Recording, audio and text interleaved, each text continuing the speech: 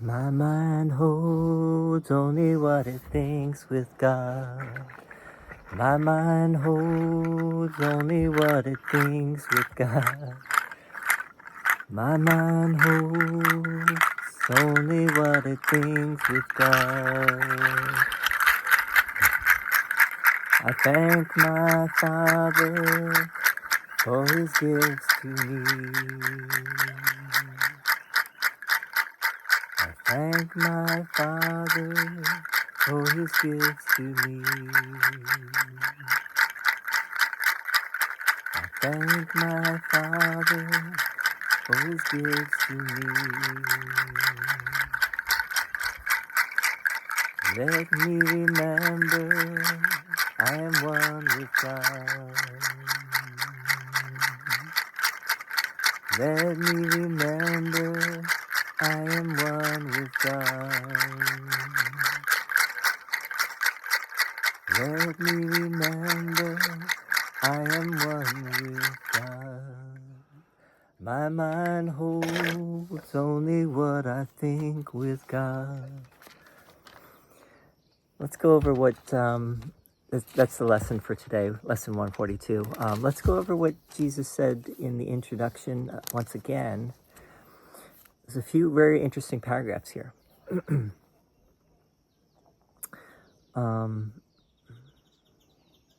There's a central theme that unifies each step in the review we undertake, which can be simply stated in these words. My mind holds only what I think with God. That is a fact and represents the truth of what you are and what your Father is. What here is with a capital W. What you are and what your Father is. It doesn't say who you are, who your Father is. It says what you are and what your Father is. It is this thought by which the Father gave creation to the Son, establishing the Son as co-creator with himself. It is this thought that fully guarantees salvation to the Son. For in his mind, no thoughts can dwell but those his Father shares. Lack of forgiveness blocks this thought from his awareness, yet it is forever true. So, this thought, my mind holds only what I think with God. Through this thought, the Father gave creation to the Son, establishing the Son as co-creator with himself. It is this thought that fully guarantees salvation to the Son. For in his mind no thoughts can dwell, but those his Father shares. Lack of forgiveness blocks this thought from his awareness, yet it is forever true. So, in other words, when we're in a place of unforgiveness, we have made ourselves mindless, right? We have chosen to deny the mind that is one with God's mind, right? And that thinks as God thinks and creates as God creates. Let us begin our preparation with some understanding of the many forms in which the lack of true forgiveness may be carefully concealed. Many forms, right? It can be carefully concealed under many forms. Because they are illusions, they are not perceived to be but what they are. Defenses that protect your unforgiving thoughts from being seen and recognized. So, lack of true forgiveness is carefully concealed under the many forms which are illusions. And these illusions are defenses that protect your unforgiving thoughts from being seen and recognized. So in other words, we don't want to see that we are really the cause of our own suffering, right? We want to see it outside of ourselves, right? That's how we choose to see it, because we can't bear that. We not only can we not bear to see it in ourselves, but that's how the ego keeps the game going, right? Because if we looked, we would start to recognize the power of our mind, right? And how powerful our mind really is. And that we are choosing our reality. We are choosing what we experience, right? What we experience is it depends on our choice. As long as we make ourselves mindless, we also are saying that we don't have a choice, right? We're saying that we are a victim on some level.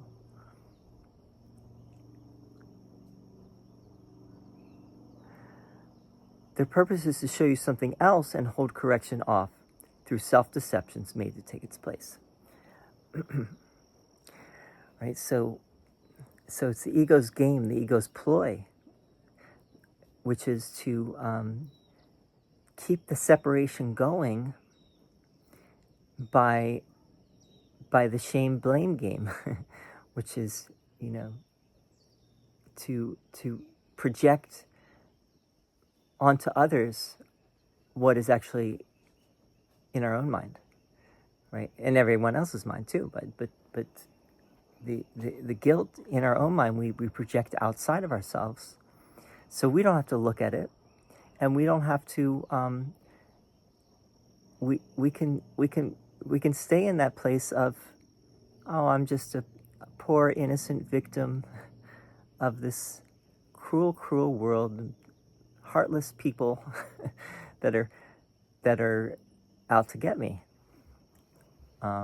etc., etc. I probably should talk about this, but I will. I saw this video of this woman has an interesting channel where she talks about music, right? She was talking about Taylor Swift, and if someone like Taylor Swift, she is so, she's crossed the billionaire mark now, and she's so popular. She kind of has a cult following, and it might not be the best. It might not be the cult in a good way. It's kind of a cult that you wouldn't want to mess with, right? And at some level, the point that this woman wanted to make in her video about Taylor Swift, she was kind of calling Taylor Swift borderline sociopath, which seems a bit much. But Taylor Swift has made a career to some degree on writing songs about her ex-boyfriends and lovers, and kind of playing the good girl, innocent. Now, we all do that, right? That's not just her, and that's why people, I think, relate to that, is because it's like she's the good, she represents the heroic good one, good person, or innocent, good person who is unfairly treated by the men in her life, right? Like John Mayer, for example. She wrote that song about him, Dear John. And John Mayer, maybe he did some things, but he probably wasn't that bad, right? He also claims that he really didn't do anything that terrible to deserve that. But anyway, why am I bringing this up? I just want to make this more relevant to the here and the now, for a lot of people, who think about these things. But just to bring in an example, but the Course goes beyond, it goes far beyond these these games that we play, and the personas we take on, and the ego personalities that inhabit this world.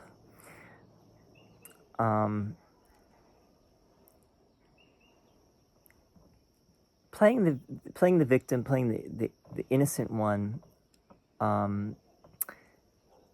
doesn't really work, right? Ultimately, and everyone has to understand that they're not the victim, right? They're not innocent either, right?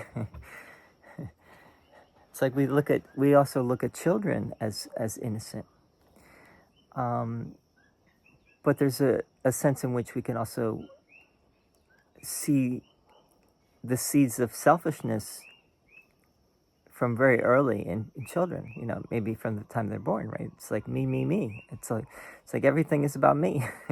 The world revolves around me, and if I don't get what I want, I cry and I scream and I throw a tantrum, and I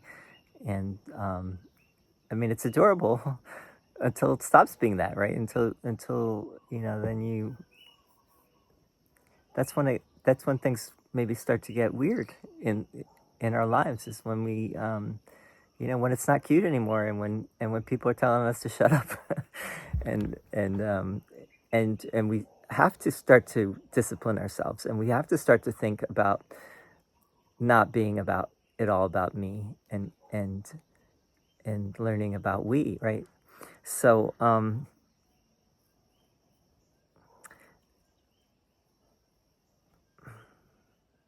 and yet your mind holds only what you think with God. Your self-deceptions cannot take the place of truth. No more than can a child who throws a stick into the ocean change the coming and the going of the tides, the warming of the water by the sun, the silver of the moon on it by night. That's a beautiful image. So do we start each practice period in this review with readying our minds to understand the lessons that we read and see the meaning that they offer us.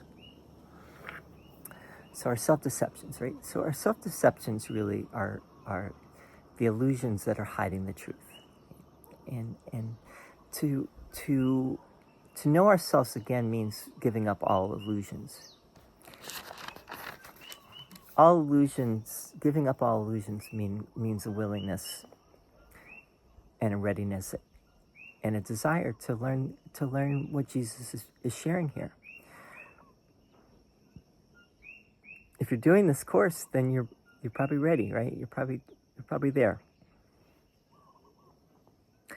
Let me remember I am one with God. I am a co-creator with God. God gave me that, right?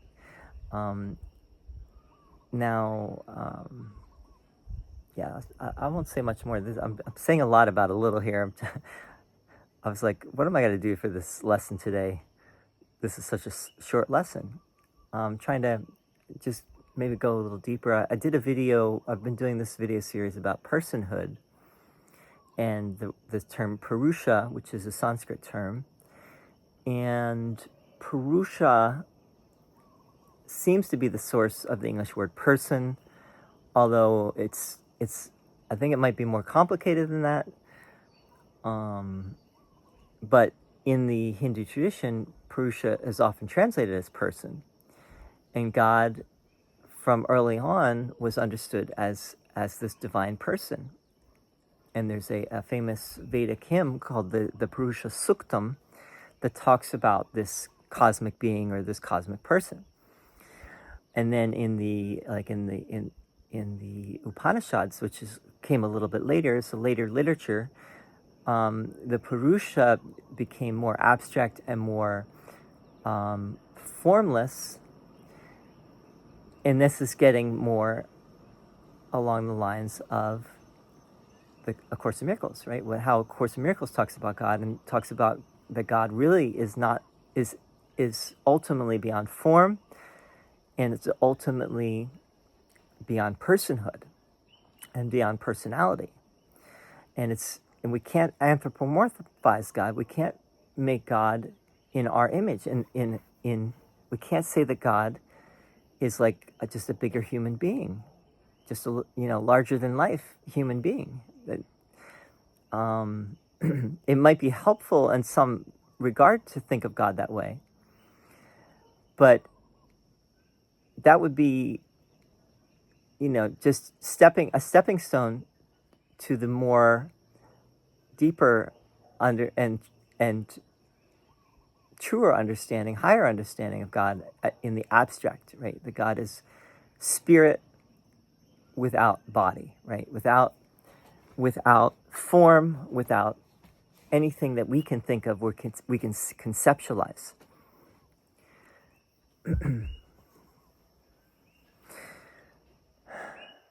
So if God is that, what we're talking about, because when we think of fatherhood and sonship, right,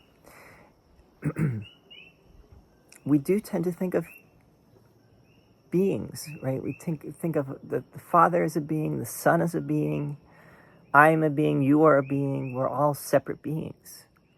But what does it mean in reality, ultimate reality, to be a co-creator with God the Father? Where the Son is the co-creator with God the Father. And what does that really mean? Does it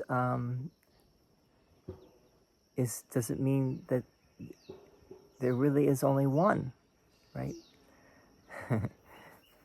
So, I'm just bringing this up to think about, and not, I'm not saying what it is, because I don't know what it is, and Jesus is not telling us what it is. He's saying, look, if you let go of all the unforgiveness in your mind, if you hold nothing against anyone, and you see and you accept that love is everything and ego is nothing, and that our true reality has never changed, and that we are still one with God, if and when you accept that, then you will know what God is. You will know what you are, and what you are is what God is. So anyway, I'll leave it at that.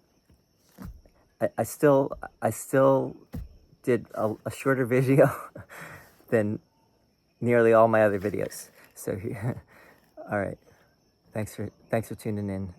See you soon. My mind holds only what I think with God.